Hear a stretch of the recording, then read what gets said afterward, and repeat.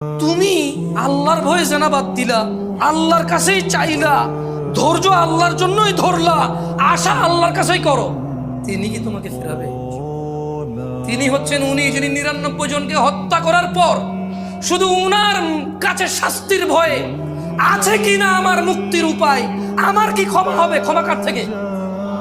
তাহলে ওই যে বনি ইসরায়েলের ঘটনা, ও ৯৯টা মানুষকে মারার পর কার কাছে ক্ষমার জন্য? ক্ষমা হবে কিনা ব্যাকুল হয়ে গেছে। কার কাছের জন্য? আল্লাহ থেকে। ওকে যাদেরকে মেরে ফেলছে তাদের কাছের জন্য।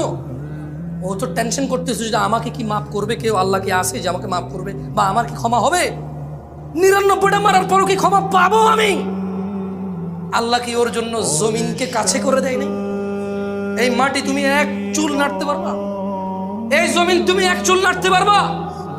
ভাই আমার, তুমি কি বনি ইসরায়েলের ওই ৯৯ জন হত্যাকারীর চাইতে নিজেকে খারাপ মনে করো? কেন তুমি আল্লাহকে এত এত আল্লাহর বিষয় তোমার এত ধারণা খারাপ কেন? তিনি বলছেন লা তাকনাতু মির রাহমাতিল্লাহ, আল্লাহর দয়া থেকে নিরাশ হবা না। আল্লাহর দয়া থেকে নিরাশ হওয়াই গুনাহ। ইন্নাল্লাহা ইয়াগফিরুয যুনুবা জামিআ, আল্লাহ সমস্ত গুনাহ ক্ষমা করবে। ইন্নাহু হুয়াল গফুরুর রহিম, কারণ তিনি হচ্ছে ক্ষমাকারী, দয়ালু। তুমি কি ওই যে পতিতালয়ের মহিলা তার চাইতেও খারাপ যে কুকুরকে পানি পান করিয়ে জান্নাতের বিষয় জেনে গেছে? আমাদেরকে আল্লাহ নবী সাল্লাল্লাহু আলাইহি ওয়াসাল্লাম জানাইছে যার বিষয় যে সে জান্নাতে প্রবেশ করবে। সে কি ছিল? পতিতা। কি ছিল? কি ছিল? তুমি কি তার চাইতে খারাপ মনে করো নিজেরে?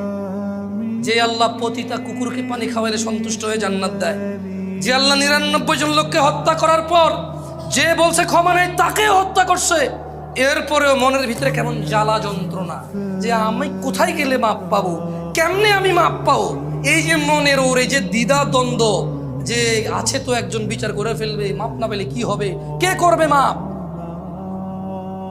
আল্লাহ তার জন্য যেই জমিন তুমি এক চুল নাড়তে পারো না, আরে নাড়বা কেমনে? ওই প্লেট একটু নড়ে গেছে দেখছো, বলতেছে যে ঢাকা শহর খালি করো, ২৪ লাখ মানুষ মারা যাবে, এত মানুষ মারা যাবে, তো ওই মাটি কি আল্লাহ কাছে করে দিছে? সুবহানাল্লাহ। বুঝছো তো যুবক ভাই আমার, আল্লাহ কেমন? হ্যাঁ, আল্লাহর বিষয়টা বুঝতে পারছো তো?